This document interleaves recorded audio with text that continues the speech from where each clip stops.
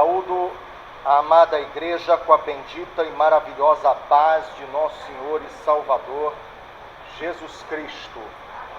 Glória a Deus. Agradecemos a Jesus nessa manhã maravilhosa, gloriosa, com o céuzinho nublado, mas a chuva é de Deus. E refresca também a gente aqui nesse tempo de calor. Meus queridos, o título da lição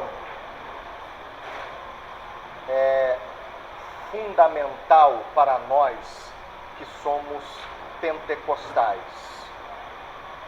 E infelizmente é algo que não é frequente nos nossos cultos de igrejas, em nossas escolas dominicais, nos cultos de doutrina. Como reverenciar a Deus, como adorar a Deus da maneira certa. Há uma frase que ouvi certa vez de um pregador, que ele disse, acho que até um título de uma mensagem, ele disse: fazendo a coisa certa da maneira errada. Às vezes a gente tem o conceito correto, mas quando vamos executar, a gente faz a coisa da maneira errada e não se alcança aquilo que é o núcleo da vida do cristão, a honra e a glória de Jesus. Por isso que o apóstolo Paulo, ele escrevendo à igreja de Corinto, até vamos analisar assim, uma das igrejas que foram mais problemáticas, não foi a única, mas foi uma das igrejas mais problemáticas dentro do Novo Testamento. Quando da leitura bíblica feita, você já pode extrair algumas coisas interessantes. Por exemplo, quando na hora do culto tiver aquela pessoa que está ali falando em línguas, é muito importante que haja alguém interpretando essas línguas. É claro que hoje, quando isso acontece no meio da igreja, nós ficamos maravilhados.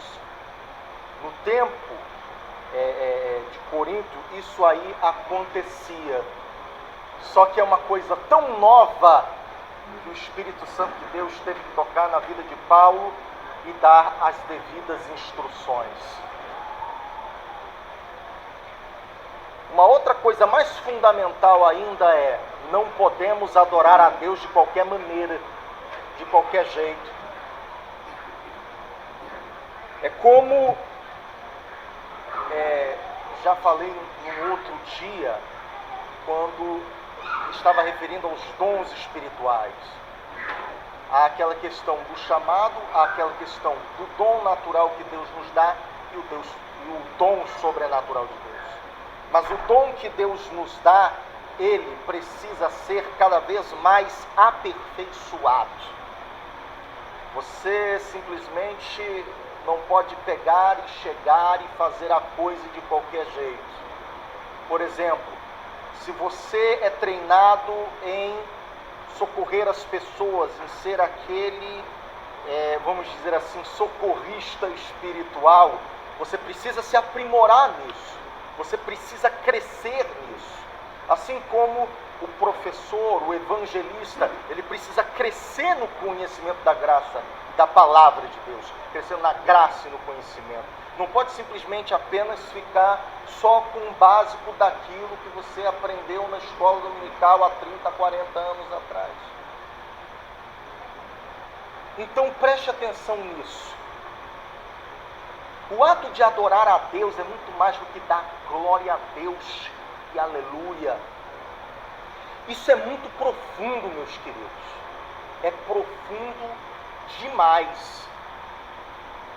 E para você ter uma ideia, quando desenvolvemos, da questão da parábola dos talentos, quando desenvolvemos o talento que o Senhor Jesus nos dá, isso é glorificá-lo e bendizer a Ele. Não é algo para nós, colhemos frutos bons pela misericórdia do Senhor e porque também somos diligentes em aprender.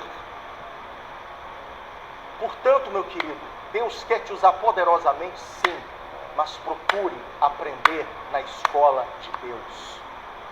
É ótimo, é maravilhoso você ter um diploma, mas a coisa que eu posso dizer de cátedra é que o diploma não cobre tudo aquilo que Deus pode dar a você. Através de quê? Da sua escola. Por exemplo, o apóstolo Paulo, uma pessoa inteligente, teve que passar pela escola de Deus. Não foi apenas simplesmente ele ter se encontrado com Jesus, ter caído do cavalo, ter se arrependido e Jesus ter curado os olhos dele. Ele teve que pegar e ficar ausente 3 anos na Arábia e, segundo alguns teólogos, realmente foi para aprender o Evangelho com profundidade com Barnabé. Por isso que Paulo ele tem propriedade quando fala em Tito de que você não pode colocar alguém responsável da igreja como um neófito, exatamente para ele não se perder. Sabe o que é mais triste que eu vejo hoje em dia? É gente que simplesmente pegou, se converte, aí um outro dia, porque fala bem, já querem colocar ele como diácono, como presbítero. Vamos colocar como auxiliar. Glória a Deus. Jesus me chamou para auxiliar, eu estou glorificando a Deus. Tem gente que já quer ser por aí, já até pastor presidente de convenção, que só é ele.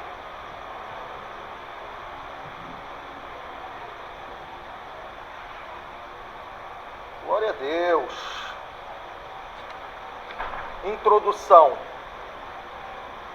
O Novo Testamento não apresenta um manual de liturgia e nem estabelece regras de culto, mas pelo menos temos uma comunidade cristã do período apostólico que pode dar indicações sobre como devemos organizar o culto.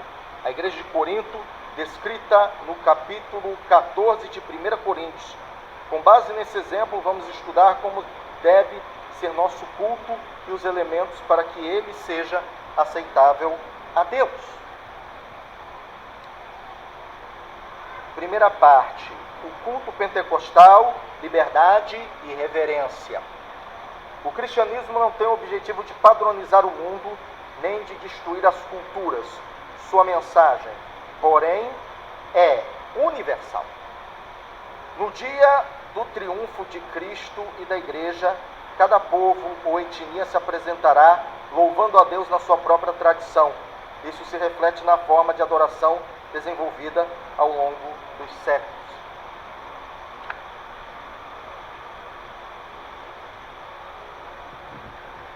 Meus queridos, quando o cristianismo ele vai ao mundo levar o evangelho, levar a palavra de Deus, ele entra em contato com outras culturas e outros povos. Mas havia ainda, isso já foi comentado, acho que comentei no domingo passado, numa participação, é de que eles tinham ainda aquela visão judaica. E os judaizantes começaram a colocar a questão da lei, de que tem que cumprir a lei de Moisés, porque senão não vai ser aceito por Cristo. E Pedro, entre o capítulo 10 e o capítulo 11 de Atos, ele aprende uma grande lição. Primeiro, Deus envia uma visão a ele, dizendo, mata e come. E ele olhou, Senhor, mas eu vou comer isso, isso é imundo. E ele disse, não chame de imundo aquilo que eu purifiquei. Então Pedro, ele percebe, depois da pregação do Evangelho, ali na família do centurião Cornélio, de que Deus, ele não faz discernimento de pessoas. E exatamente isso, quando um missionário, ele vai levar o cristianismo a outros povos.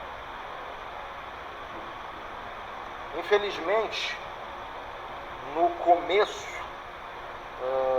já do patriarcalismo, e agora vamos colocar aqui, eu vou abrir um parêntese, se levava a outros povos uma tradição local europeia.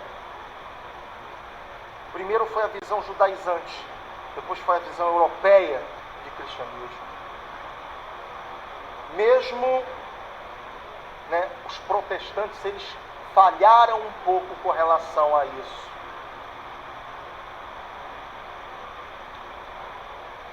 O cristianismo não veio judaizar, o cristianismo, ele não veio matar culturas. O aspecto cultural, ele tem suas nuances e focos de identificação. Vocês se lembram muito bem que em Atos capítulo 17, Paulo, ele vai ao Areópago. E no Areópago, alguém, eu não sei se foi Epimenides que chegou a dizer essa frase: há mais deuses do que homens. E Paulo, olhando para aquelas estátuas, com aquela vontade louca de quebrar uma por uma, ele pegou e se conteve.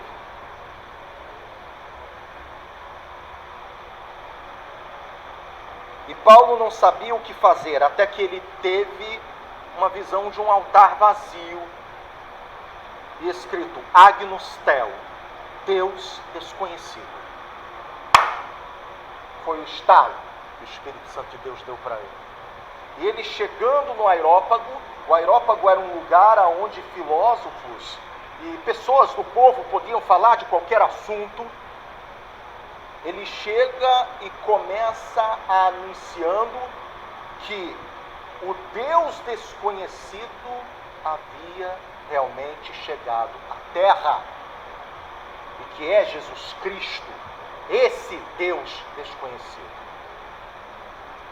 Talvez uma pergunta recorrente dos irmãos é essa: não havia conceito de Deus único entre esses povos? O conceito de Deus único havia já desde o princípio da humanidade. Mas o que aconteceu foi que houve, dentro de um contexto, principalmente depois da Torre de Babel, da confusão das línguas, foi que houve uma separação. O Deus único acima de todos os outros deuses que intercediam. Houve essa visão distorcida. Ao mesmo tempo que é distorcida, ela tinha lógica. Por quê? Porque o ser humano, primeiro, sabia que estava longe de Deus, que não poderia alcançar Deus pelos seus próprios métodos. Então, ele começa a ter no coração a necessidade de um intercessor. Só que a necessidade do intercessor virou um politeísmo, ou seja, deuses menores intercedendo diante do Deus maior, algo como o que o catolicismo romano faz com relação aos santos. Então Paulo, ele apresenta a Jesus como esse Agnus Tel, o único que pode realmente levar o homem à presença de Deus, o único intercessor entre Deus e o homem, como dito em 1 Timóteo capítulo 2, versículo 5.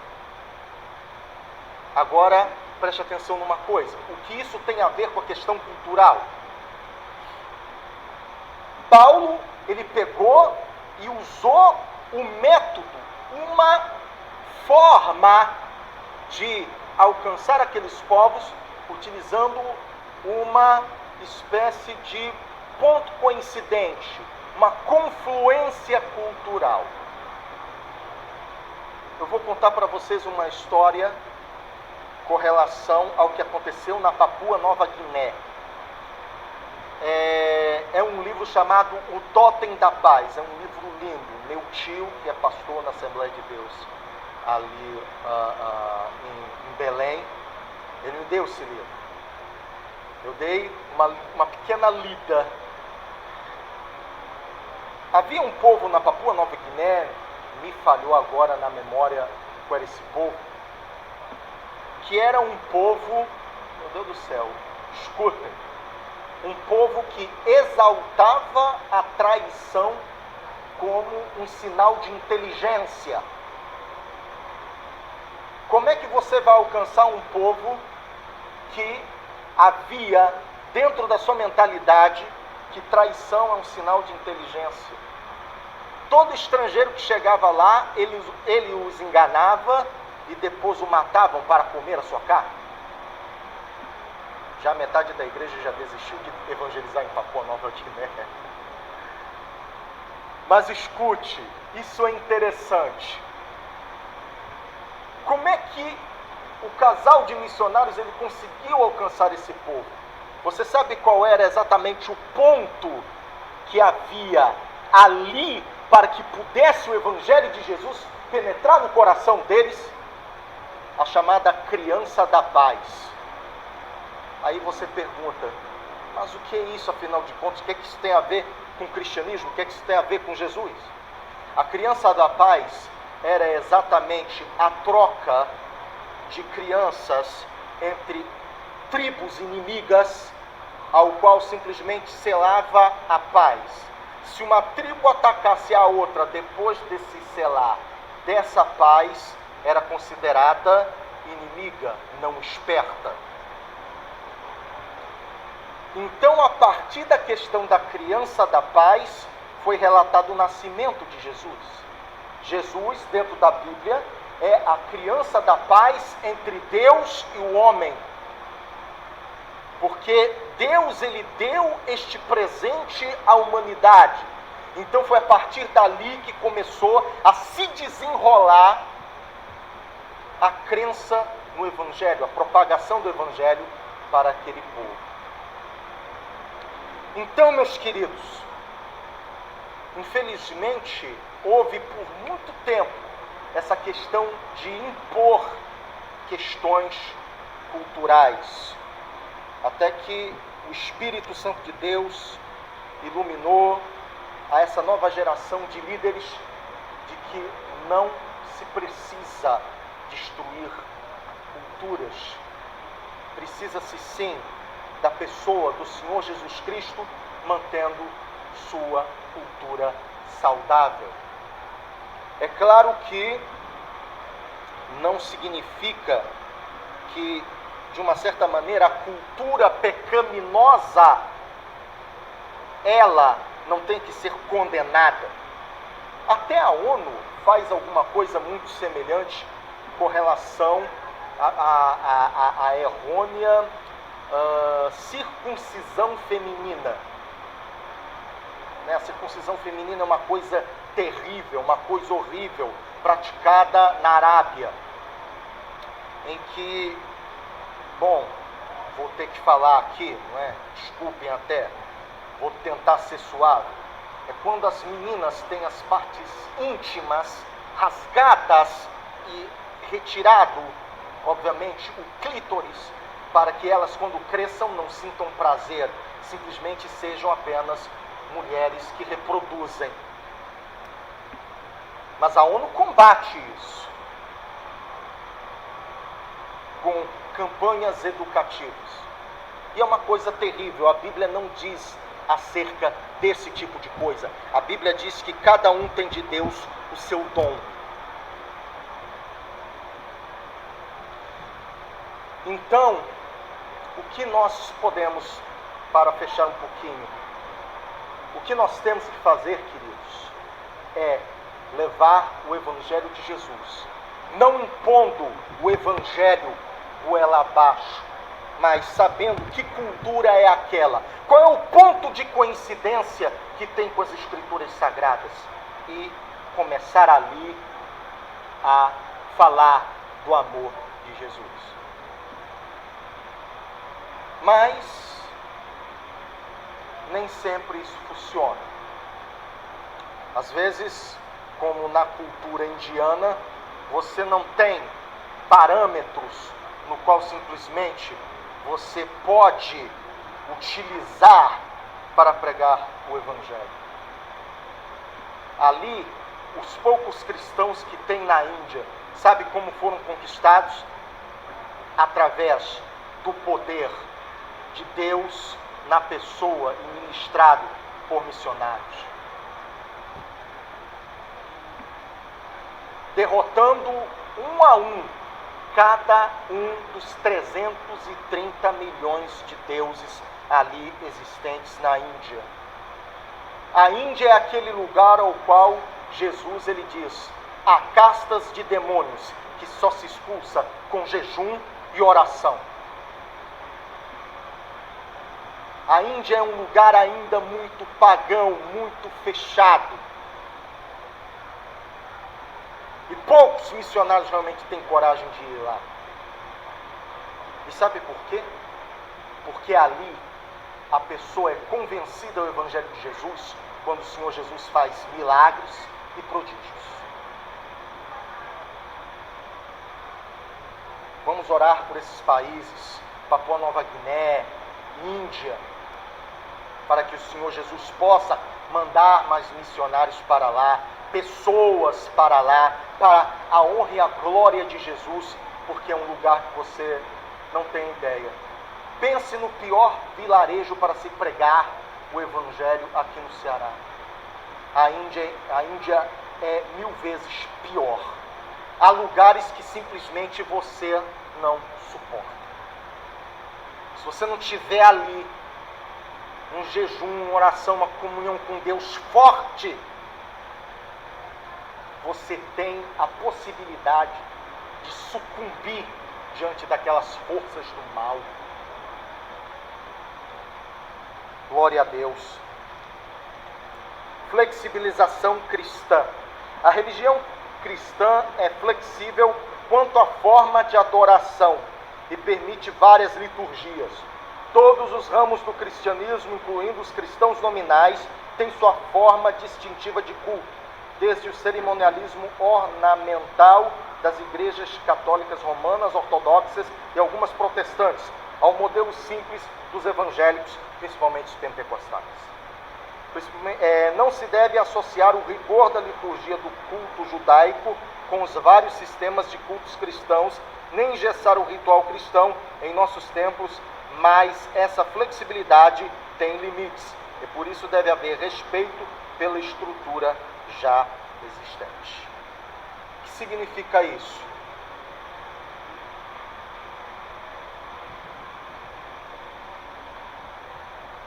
Não irmos nem tanto à terra, nem tanto ao mar. Quando vamos pegar o parâmetro cultural, precisamos ter em mente o seguinte, de que o povo, ele tem sua maneira de adorar. Quando, por exemplo, já ouvi de vários missionários, quando foram a Moçambique, como os irmãos, eles louvam a Jesus. Eles louvam a Jesus com dança. E você fica ali no bater das palmas. É uma maneira diferente de adorar a Deus? É. Eles adoram a Deus em espírito e em verdade, de uma tal maneira que você não tem ideia. Se você é um adorador por excelência, vamos dizer assim, no nível cultural, espiritual, debaixo da graça que é em Cristo Jesus, quando você vê esse povo louvando, você sente até vergonha. Ai, meu Deus, que tipo de adoração estou te entregando? Mas, meu querido, é a forma daquele povo ali louvar e glorificar a Deus. E eles louvam e glorificam a Deus, não é porque eles têm casa boa, não é porque eles têm carro, não é porque eles têm roupas bonitas, nem mesmo porque tem Bíblias, porque Bíblias ali ainda é muito raro. Por isso que já há missionários que já pedem dos irmãos doação de Bíblias, para que possa distribuir ali em comunidades realmente pobres. As igrejas ali, alguns dos irmãos sabem, não é como a alvenaria, é uma simples choupana, toda cheia de palha, com madeira, e os banquinhos ali, troncos, no qual os irmãos sentam. Mas ali você sente a presença de Deus, a glória de Jesus está ali. Porque é um povo que vive o cristianismo de uma maneira intensa. E há lugares em que eles vivem literalmente essa intensidade, como por exemplo no Sudão, em que o Boko Haram vai por vilas massacrando cristãos que não se convertem ao islamismo. Então, o que acontece? O próprio Deus ali se faz presente com sinais, com prodígios, com maravilhas. Houve até um caso, não sei se na África, mas é interessante. Havia uma criança que nasceu, ela não era cega, nasceu sem olhos, sem os globos oculares. Então ali, missionário, acho que era T.L. Osborne, ele impôs as mãos sobre aquela criança e começou a saltar as órbitas dos olhos de dentro para fora. Sinais, prodígios, maravilhas, coisas espetaculares. Nós temos aí uma lição.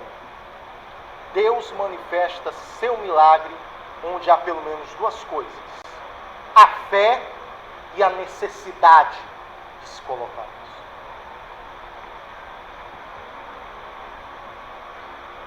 A fé e a necessidade.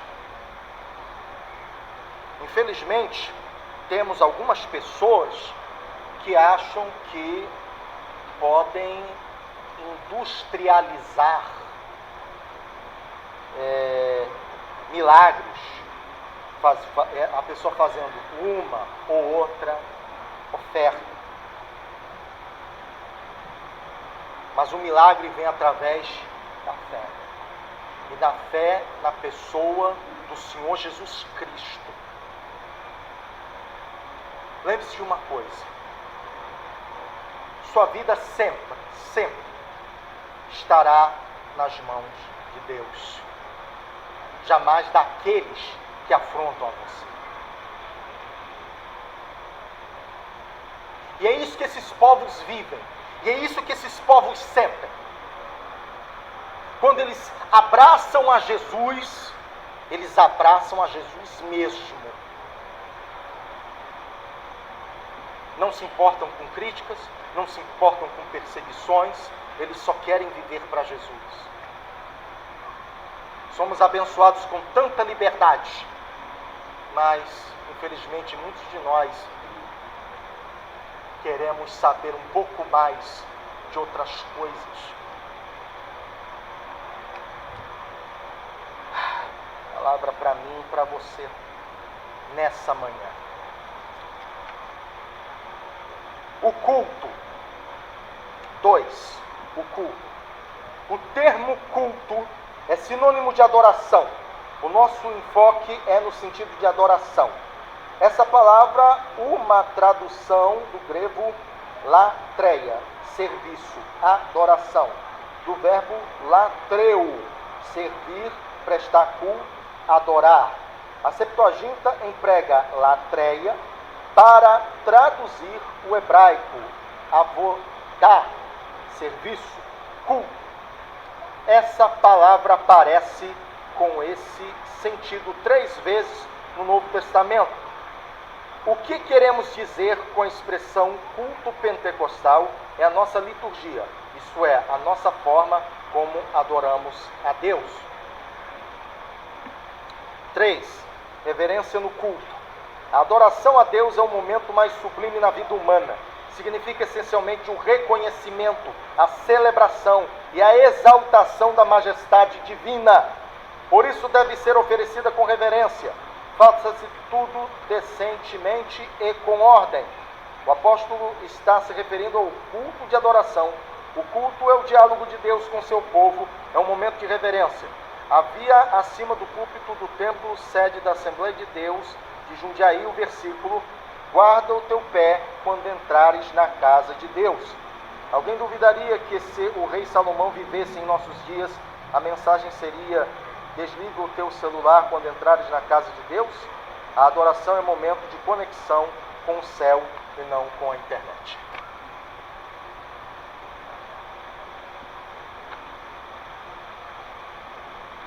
Preste atenção numa coisa.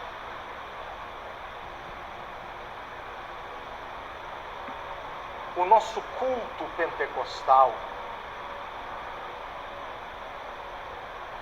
ele tem que ser de adoração,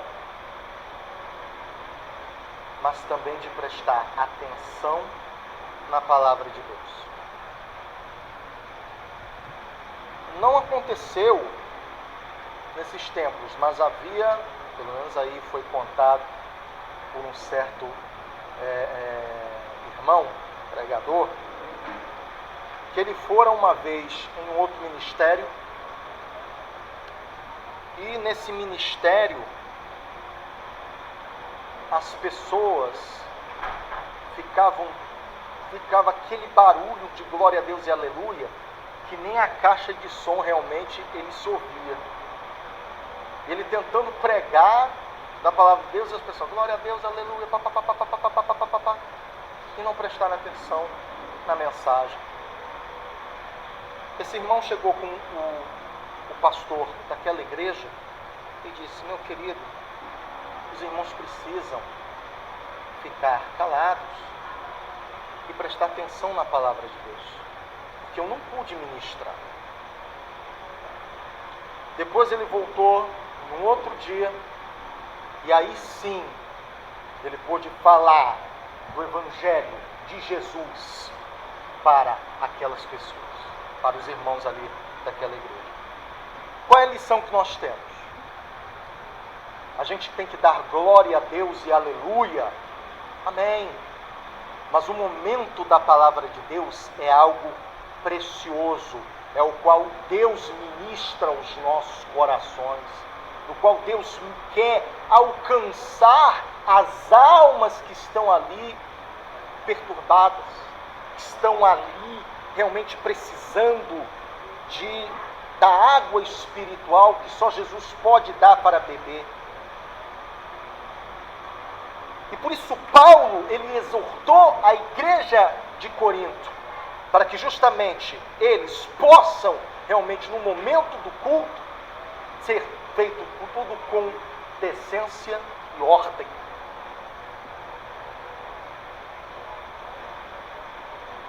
A gente não pode ser simplesmente pipocostais, mas também não podemos ser sorveterianos,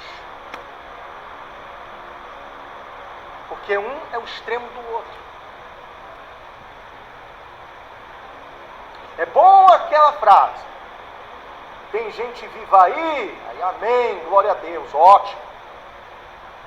Mas ouvir a palavra de Deus é se deixar ministrar. O que é que diz a Bíblia? A fé vem pelo ouvir, e ouvir a palavra de Deus. Quando o Espírito Santo de Deus ministra as línguas estranhas, é algo entre você e Deus, exceto se Deus quiser entregar uma profecia. Obrigado, irmão. Jesus abençoe. .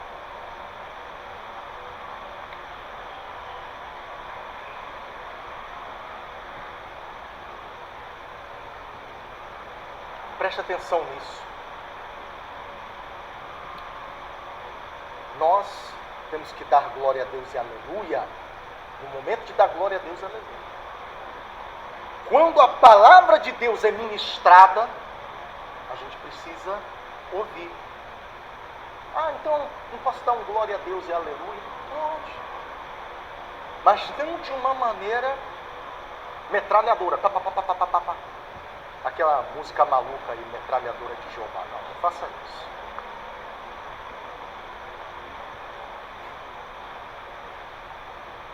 Glória a Deus. Por mim não canta esse hino. Todo respeito aos irmãos que gostam, mas por mim não canta esse hino não. Diga, por favor.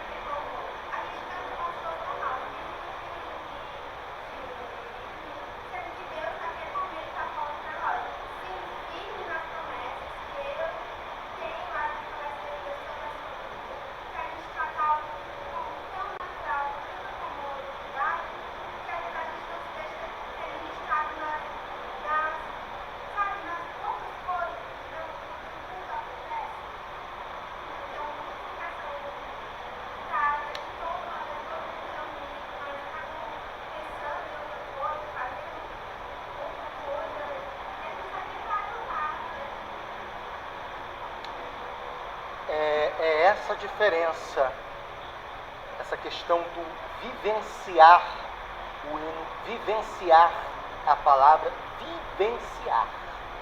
Não é uma coisa simplesmente algo, é um momento do culto, e aí lá fora eu cuido do meu nariz. Minha irmã, verdade, a gente vive esse tipo de coisa.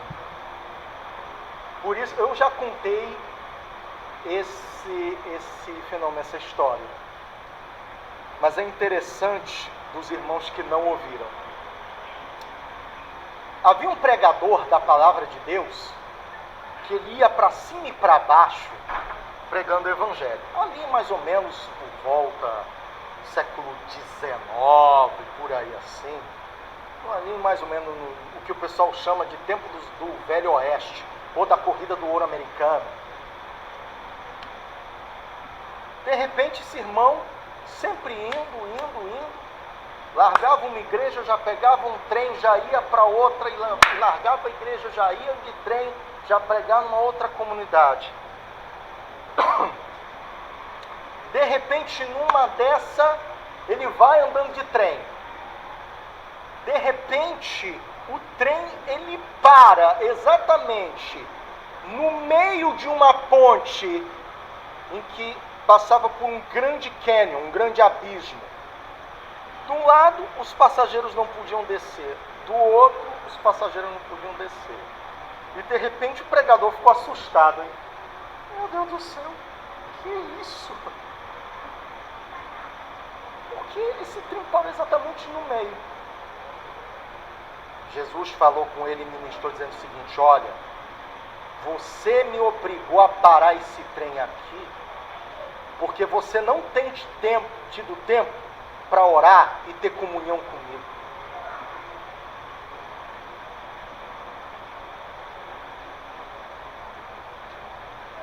O que é o coronavírus? O que é esse pandemônio? É a forma de Deus parar o trem. Aí vem cá, meu querido, você está tanto tempo, ministra para lá, vai para cá, vai para o canto, vai para o outro. Agora você vai ficar em casa e você vai me ouvir. Não foi apenas porque Jesus está voltando. É um aspecto da vinda de Jesus? É. Mas é algo que Deus precisou fazer com a gente para dizer: ei, eu quero ter uma comunhão com você. Eu quero cuidar de você. Não é você se cuidando. Então, a partir do momento, quando vamos ao culto, é Jesus querendo cuidar da gente, querendo abraçar a gente. O ato de você cantar o hino como se fosse apenas cantarolando qualquer coisa, não é o que quer. Eu vou dizer para vocês uma coisa, uma experiência pessoal. Uma vez, isso aí muitos anos atrás, uma vez eu estava indo para casa de ônibus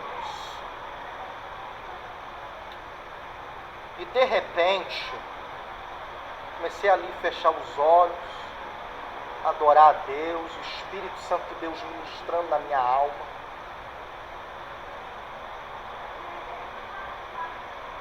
E ali foi lindo, foi maravilhoso. Ah, meu irmão, mas no ônibus é a maneira de Deus trabalhar.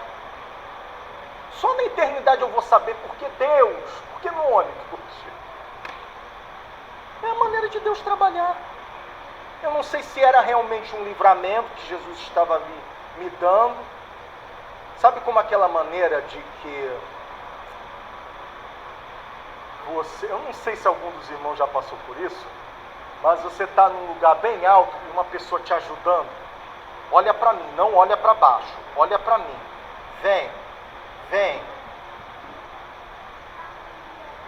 Não sei se porque tinha algum perigo ali, Jesus disse, vem cá, presta atenção em mim. Eu só sei que senti aquela presença de Deus dentro daquele ônibus. E meu querido, se é possível, não aconteceu? Pode acontecer com você. Vai depender do que Deus achar melhor para você. Ali, meus queridos, não interessa o lugar. Se você está ligado com Cristo, você está ligado com Cristo. Não adianta, sabe, você escolher o local e a hora. Jesus, ele pega você e ele toma através do teu divino Espírito Santo e te faz sentir um abraço.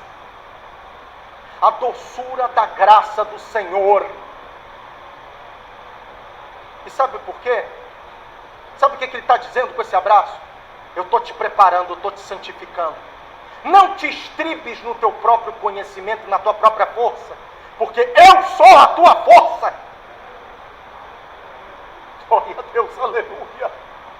Santo é o nome de Jesus. Porque lavados e cobertos debaixo do sangue de Jesus, o mal não pode tocar você. Por isso, meus queridos, que Jesus, ele fala àquela mulher samaritana e diz, olha, Deus procura adoradores que o adoram em espírito e em verdade. Aquela mulher estava vendo preconceito de raça e mecanismo religioso. Ah, porque só no monte a gente pode sentir a presença de Deus. Não, é só no templo.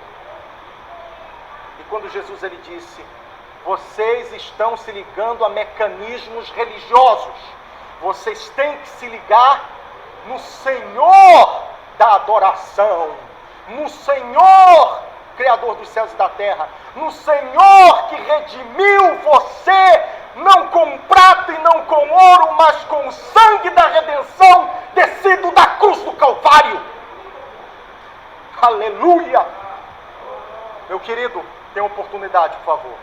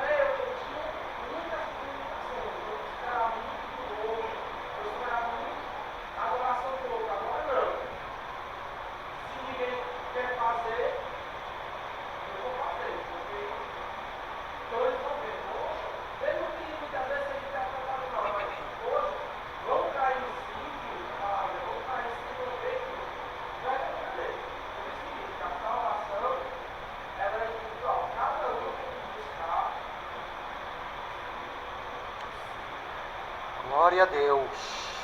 Glória a Deus. Aleluia. Santo nome de Jesus. Amém.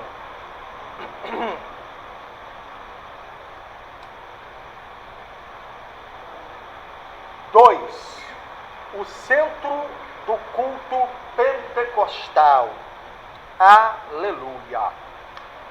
Igreja é toda a congregação ou assembleia que se reúne em torno do nome de Jesus Cristo como Senhor e Salvador, professando fé nele publicamente e de forma diversificada. O centro da nossa adoração. Alguns opositores da obra pentecostal costumam nos acusar de, em nossos cultos, darmos ênfase ao Espírito Santo acima de Jesus. É uma maneira sutil de nos chamar de montanistas. Trata-se de uma interpretação equivocada a nosso respeito. O Senhor Jesus é o centro de nossas adorações e da mensagem pregada pelas Assembleias de Deus. Os crentes se reúnem em nome de Jesus para adoração ao Deus Trino. A declaração da fé das Assembleias de Deus diz que reunimos-nos como corpo de para a adoração pública ao Deus Trino. Esse é o padrão ensinado nas Escrituras, porque nós é que somos a circuncisão, nós que adoramos a Deus no Espírito e nos gloriamos em Cristo Jesus, e não confiamos na carne. Aleluia. Preste atenção numa coisa.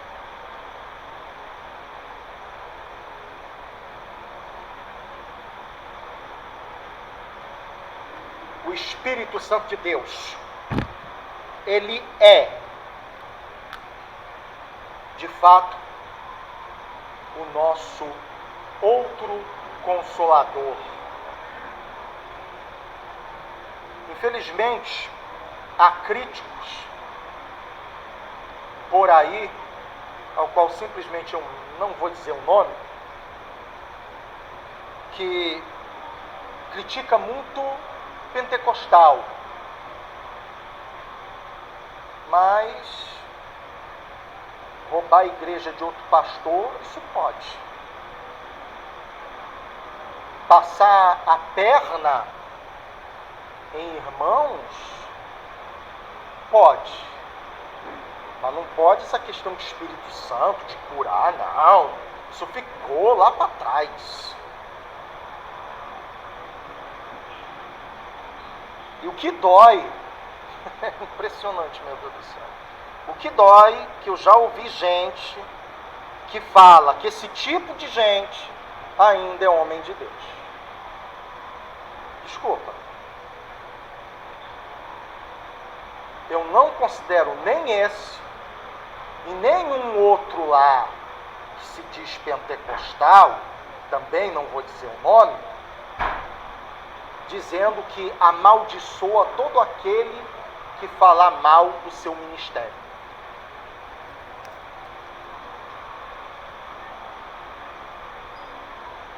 Faltaram mesmo a escola bíblica dominical e feio, porque não é uma coisa nem outra, meus queridos.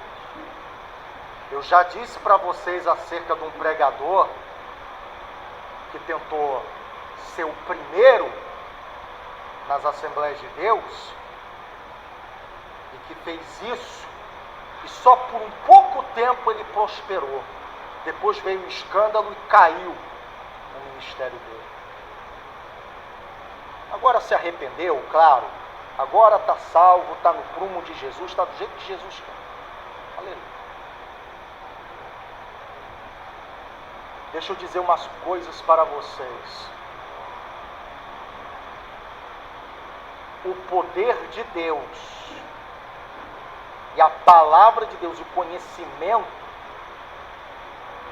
não deve ser usado nem para se exaltar e nem como desculpa para maltratar o próximo. Eu já ouvi gente dizendo o seguinte, que fala desse jeito, porque João Batista falava desse jeito. Ei,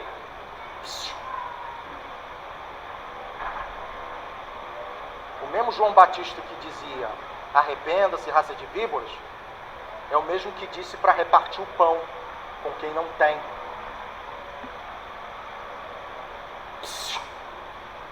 João Batista é um grande homem de Deus, mas o modelo é Jesus.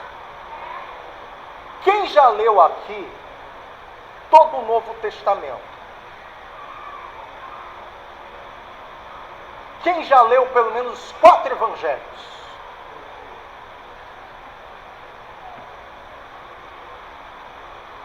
Jesus tinha sempre uma palavra para cada momento. Já prestaram atenção nisso? O mesmo Jesus que disse também: raça de víboras, quem vos ensinou a escapar do fogo do inferno? É aquele que disse também: vá, né? Eu também não te condeno, vai e não peques mais. Então o que acontece? Acontece que Jesus, tendo uma palavra para cada momento, também precisamos ter uma palavra para cada momento. Sabe o que está acontecendo em igreja aí? Eu vou te dizer, tem igreja que é minúscula, que é um ovo, porque fica com tradição de homens da década de 40, 50 e 60. Verdade. E aí fica: não pode isso, não pode não sei o que, não pode não sei onde, não pode ver televisão, não pode não sei o que. Não pode se meter em política, que é coisa do diabo. Preste atenção nisso. Agora, por outro lado, tem igreja que é baseado naquela tese herética, no qual simplesmente um desses aí, que é antipentecostal, abraça, que é chamada de missão de missão de evangelho integral, uma coisa assim. Sabe o que é? Simplesmente a pessoa entra pecadora e permanece pecadora porque Jesus só quer o coração. Não tem transformação de vida, não tem transformação do evangelho, não tem nada. Aí está aí. Está aí. Também outras igrejas que também são ovo. O que faz crescer a igreja é, primeiro, pelo testemunho. Atos capítulo 5. O Espírito Santo de Deus acrescia a multidão daqueles que criam. O crescimento do evangelho não é simplesmente técnicas de marketing ou técnicas, não, é pregação do evangelho, as pessoas creem e elas vêm. A gente não precisa ficar fazendo determinadas inovações marqueteiras. A gente precisa, claro, ter domínio de conhecimento do que a gente tem que falar, a gente tem que saber como evangelizar, certo, mas não ficar com técnicazinhas de marketing como se fosse para vender um produto, como algumas igrejas fazem aí. Diga, meu querido, por favor.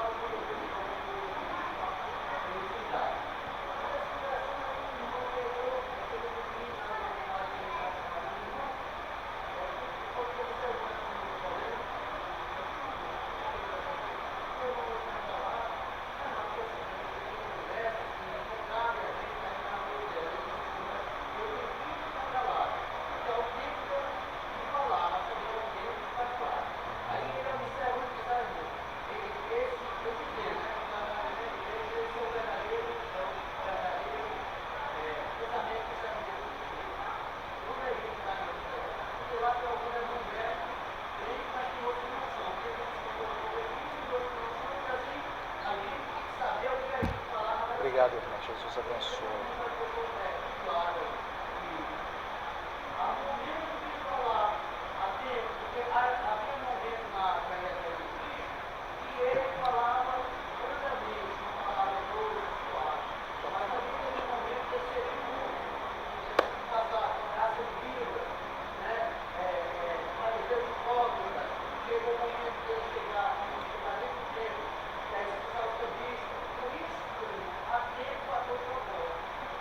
Pois é, a palavra dura em João capítulo 6 de tal maneira que as pessoas estavam saindo, e aí veio Pedro, repreendeu o mestre, peste, o pessoal está saindo. E aí, vocês não querem com eles? Sabe o que é isso, meus queridos? Eu vou dizer, é não abrir mão de princípios. Jesus não abria mão de princípios. Jesus sabia como comunicar. E às vezes, saber como comunicar é não abrir mão de princípios. Mas agora, o que Jesus ele falava também acerca? Falava acerca do inferno, como também falava acerca do céu. Então, o que nós temos que fazer? Não abrir a mão do princípio. Não abrir, como diz a Escritura em Hebreus, a questão da confissão da nossa fé. Não abrir mão da confissão da nossa fé. Crendo que o Senhor Jesus opera em nossas almas. Nos dá o livramento no tempo oportuno. Permanecer firme não é fácil. Imagine para os nossos irmãozinhos na África. Imagine para os nossos irmãozinhos na China, que até mesmo tem o equivalente lá, né, claro, ao que é o Bolsa Família, sendo cortado porque são cristãos. Nem Bíblia eles têm direito a ter, tem apenas uma Bíblia grande, e cada irmão tem que ler um salmo de 2 em 2 anos. E aqui a gente tem a Bíblia até na internet, que não é censurada como lá. E ainda a gente pega e fica reclamando com Deus. Ah, Jesus, eu não queria isso não. Ah, Jesus, eu queria aquilo ali. Eu vou contar para vocês uma coisa que Jesus pegou pesado comigo. Década de 90, você queira imaginar, é um jovenzinho, né, não tendo a maturidade, a inteligência de hoje, com a graça que é em Cristo Jesus, claro, debaixo do sangue de Jesus. Eu estava ali, passeando por Fortaleza, a respirar um pouco, e de repente, não mais que de repente, eu estava começando ali a murmurar para algumas coisas, em pensamento, e de repente me chamou a atenção um grupo de pessoas que estava vendo alguma coisa. Eu fiquei curioso. Eu pensava que era alguém, um artista de rua, fazendo alguma exibição. Para o meu impacto e minha vergonha, você sabe o que era?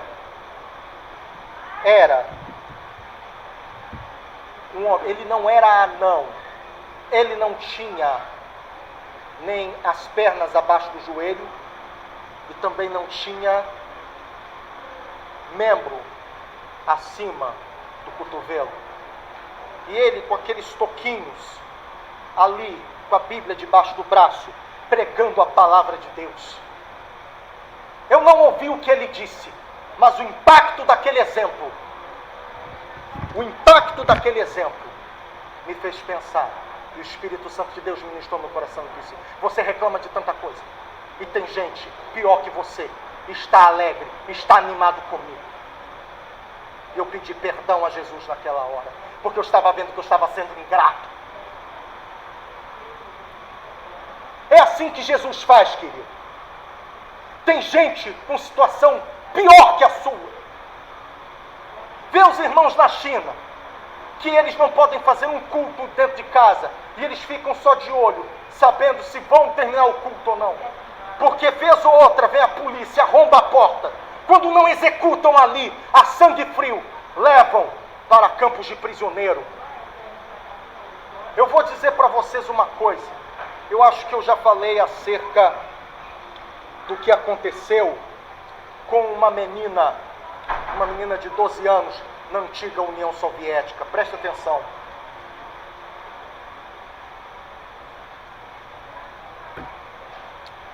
Essa garota,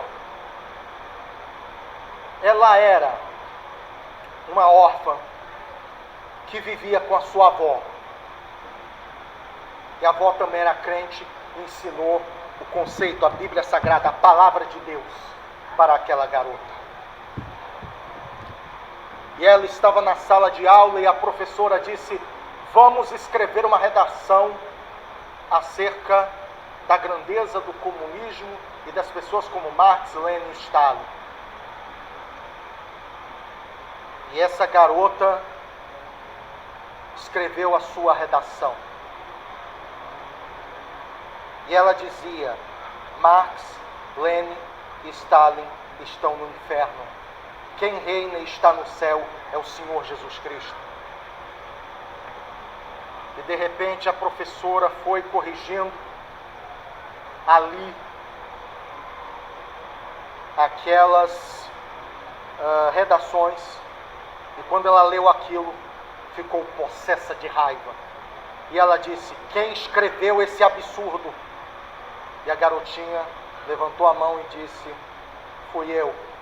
A senhora quer que eu escreva mais um pouco? Escuta aqui, garota, eu vou te dar mais uma chance.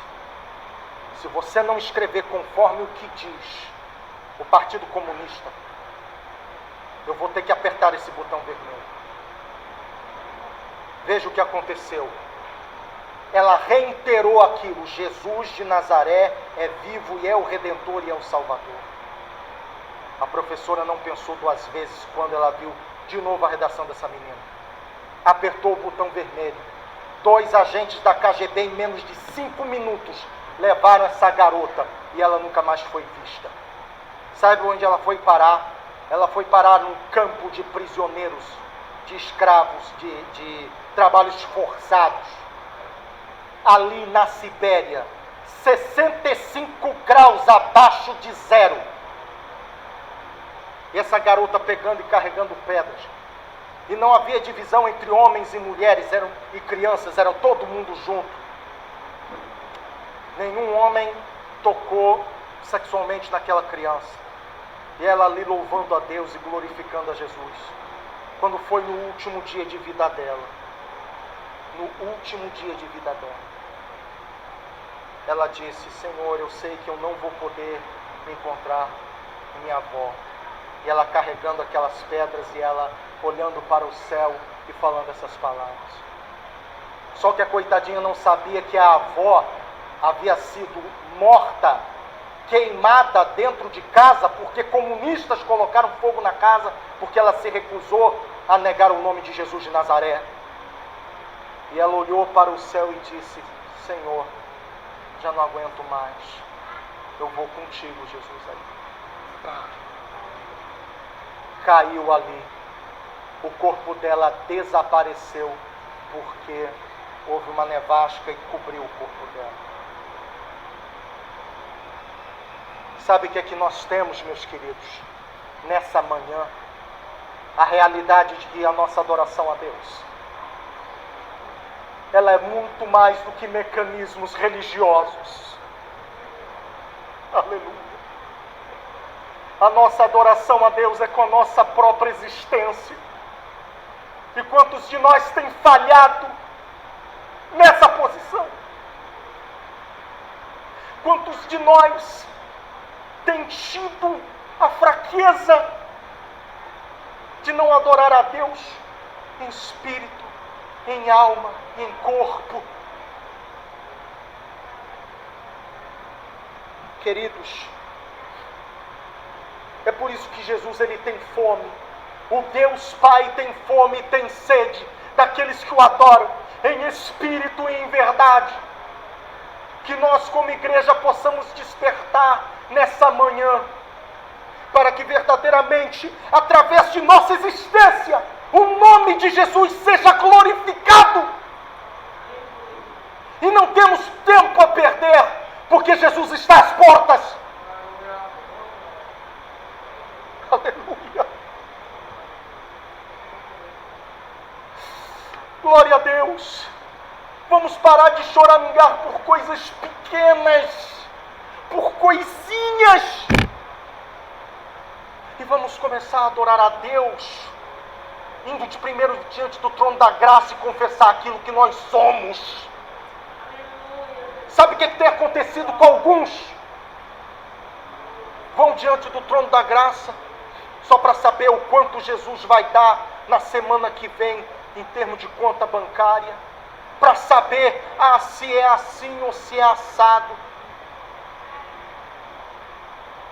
E cadê a oração por aqueles que nos perseguem?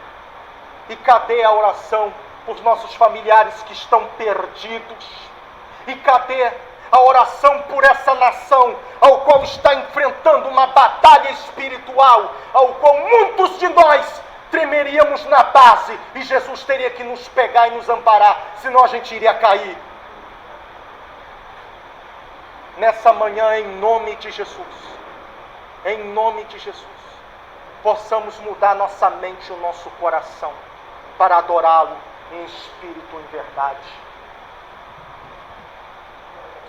Aleluia, aleluia. 2. O culto pentecostal. Nossas reuniões coletivas de adoração apresentam as mesmas características dos cultos em Corinto. As manifestações nos cultos que o apóstolo menciona em 1 Coríntios capítulo 14 são reais entre nós. Quando vos ajuntais, cada um de vós tem salmo, tem doutrina, tem revelação, tem língua, tem interpretação. Nossos irmãos e irmãs entendem essa linguagem com facilidade, pois vivemos essas mesmas experiências. São expressões espontâneas no Espírito Santo. Veja que nos versículos 27 a 32, o apóstolo está tratando de culto pentecostal e se refere aos dons de língua, interpretação e profecias no culto.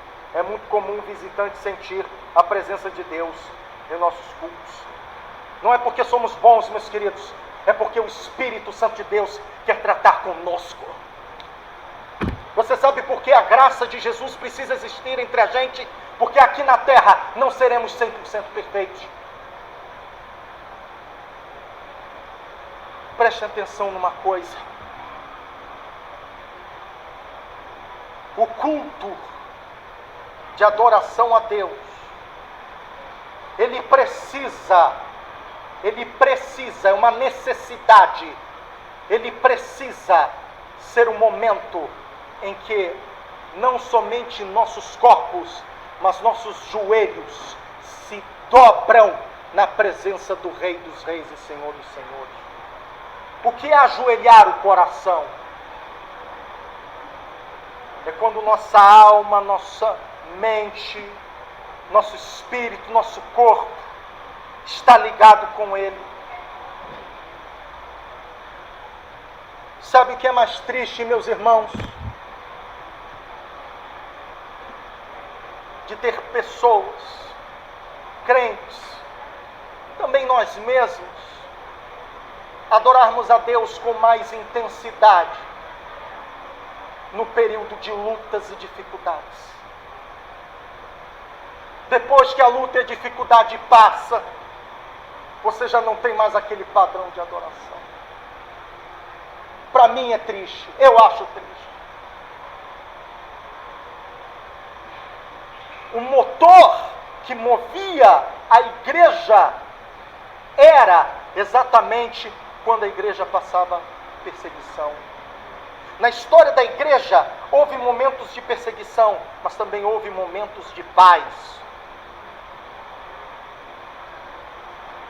Depois que a igreja teve liberdade religiosa, e depois que Constantino oficializa o cristianismo como religião oficial do império, coisa que não deveria ter acontecido, a coisa começa a degringolar.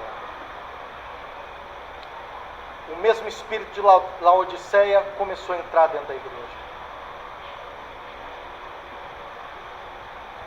Vamos servir a Deus com cada próton e nêutron que tivermos.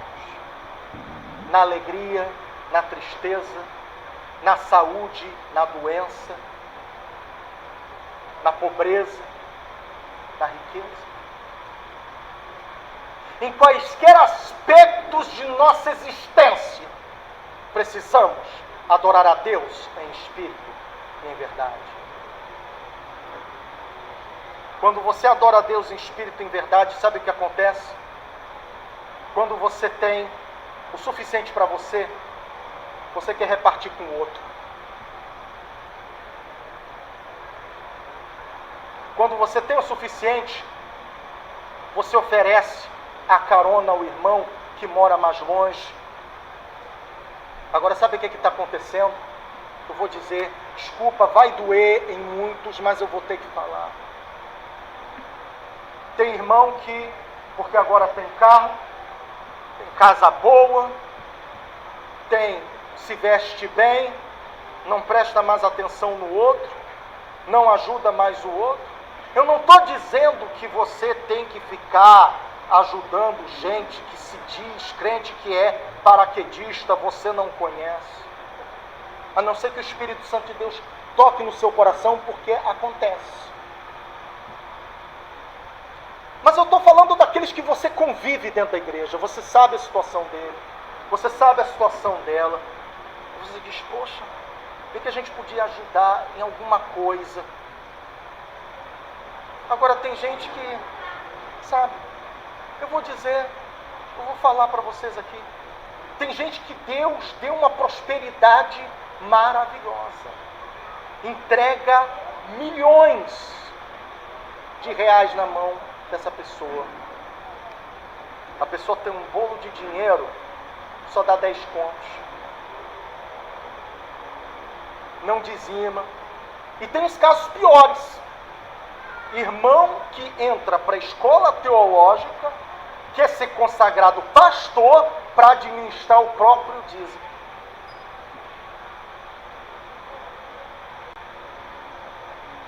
O chamado de Deus não é brincadeira. O chamado de Deus é uma coisa séria. Pessoas que pensam em fazer isso não sabem no que estão se metendo. Meus queridos,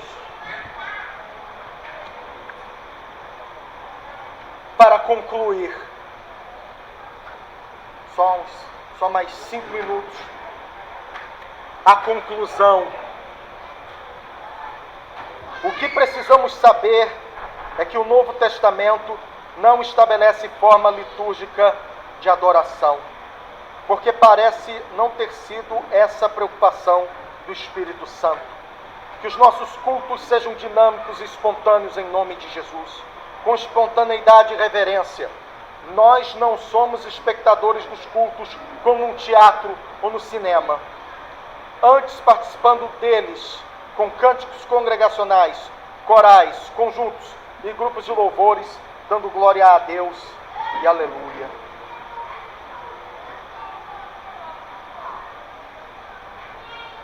Agora, para concluir, uma pergunta que os irmãos devem estar se fazendo.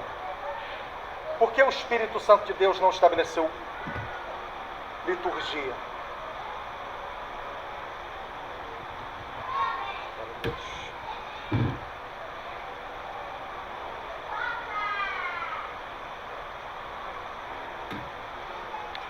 O Espírito Santo de Deus não estabeleceu liturgia pelo simples fato de que a adoração a Deus tem que ser em espírito e em verdade, não um mecanismo mágico para chegar à presença de Deus, como um ato de esfregar uma lâmpada e sair um gênio de dentro, ou como um ato de determinadas religiões em fazer uma coisa asceta para alcançar algo da sua divindade ou da entidade ao qual ele serve. É por isso que nós temos uma forma de adorarmos a Deus. Nossos irmãozinhos africanos têm uma forma de adorar a Deus, porque eles adoram com dança.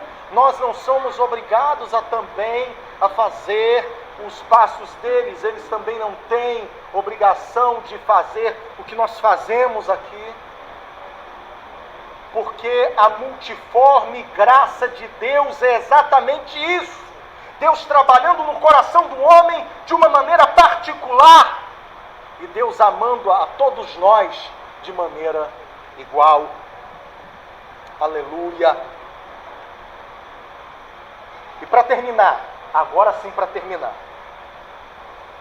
Não somos meros espectadores dentro da igreja.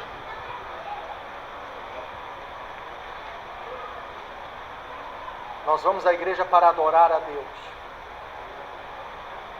Sabe como é que você também adora a Deus? Confessando seus pecados e suas fraquezas. Não diante do homem, mas é naquele momento em que o Espírito Santo de Deus, ele vem sobre a igreja, ele varre a igreja, procurando aqueles que estão adorando em espírito e em verdade. Não importa se você está em pecado, não importa. Se você confessa seu pecado diante do Senhor, e você pede força para se libertar dessa maldição, o Espírito Santo de Deus, e na pessoa de Jesus Cristo, ele te ouve. Quando você está diante do trono da graça e chora, e diz: Senhor, livra-me disso porque eu não tenho saída, livra-me disso porque eu não tenho força, livra-me disso porque o diabo cada vez está minando a minha fé com esse sentimento de culpa insuportável. O Senhor Jesus te ouve do céu. O Divino Espírito Santo começa a ministrar no teu coração. E ele vai transformando a tua alma e a tua vida. E o tempo de Deus, ele passa e você vai ficando cada vez mais forte. E o tempo de Deus se passa e você diante do trono da graça. E o tempo de Deus se passa e ele vai te libertando e curando das feridas emocionais e espirituais que você tem. Um alerta com relação a isso. Tome cuidado com relação a algumas coisas e a algumas pregações que ficam atribuindo pecado a coisa que a Bíblia, a palavra de Deus, não diz que é pecado. Aí você diz: por que, irmão? Isso é importante. O que Deus disse para Josué? Não vá para a direita nem para a esquerda. Permanece na palavra. Não aceite qualquer coisa dizendo: isso é pecado. Não é. Se a Bíblia não diz que não é pecado, não aceite essa palavra. Vá tratar diante do trono da graça. E se o Espírito Santo de Deus disser para você que esse tipo de coisa pode te fazer tropeçar, então obedeça a voz de Deus. Mas nunca deixe de analisar a Escritura. Faça como os bereanos. Os bereanos ouviam a palavra de Deus, mas eles iam na Escritura para saber se realmente aquilo era realidade. Não se deixe enredar por ascetas disfarçados de santos. Vá pela Escritura Sagrada, vá pelo que diz a palavra de Deus. Cuidado também com os velhos profetas. Tem nada a ver isso aí não. Ei, a Bíblia está falando que é pecado. Não se deixe enredar também por esses de esquerda, por esses libertinos que ficam usando a palavra de Deus para distorcer e para dizer que tem nada a ver. Analise a Escritura. Peça ao autor da palavra de Deus, o Espírito Santo, para iluminar a tua mente e o teu coração. Eu quero, meus queridos, terminar essa manhã, se o pastor me permitir, terminar com essa oração, a minha participação. Por favor, meus queridos, vamos ficar de pé.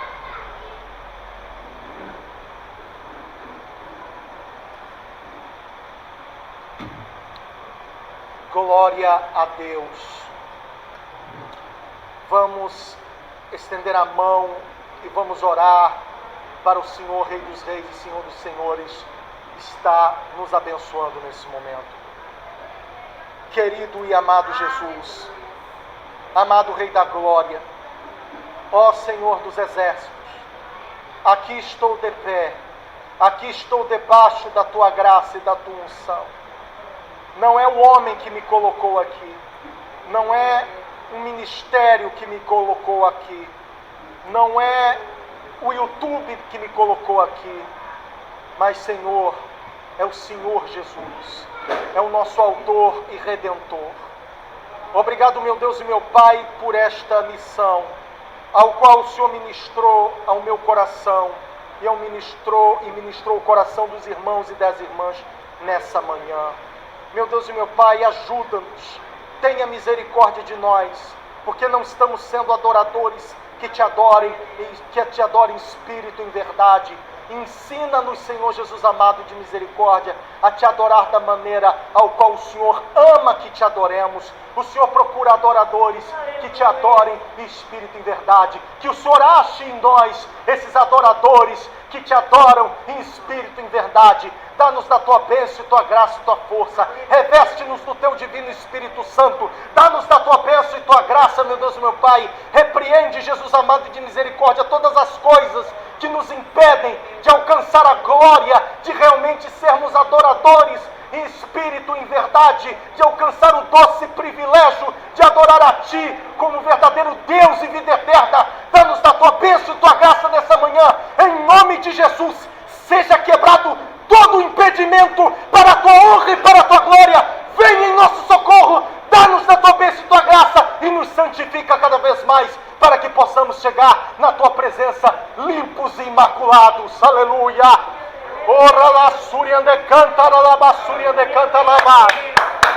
Queima, Jesus amado de misericórdia, todo o mal e toda intempérie que nos impede de adorar ao Senhor Jesus como o Senhor é. Dá-nos da tua bênção e tua graça, que permaneçamos no trono da tua graça, que sejamos, Jesus amado de misericórdia, cada vez mais ministrados pelo teu divino Espírito Santo. Meu Deus e meu Pai, é o que lhe pedimos, Jesus amado, e lhe agradecendo, crendo, Pai, estando diante do trono da graça, chorando aos teus pés, em nome de Jesus. Amém. E graças a Deus, agradeço a oportunidade, em nome de Jesus.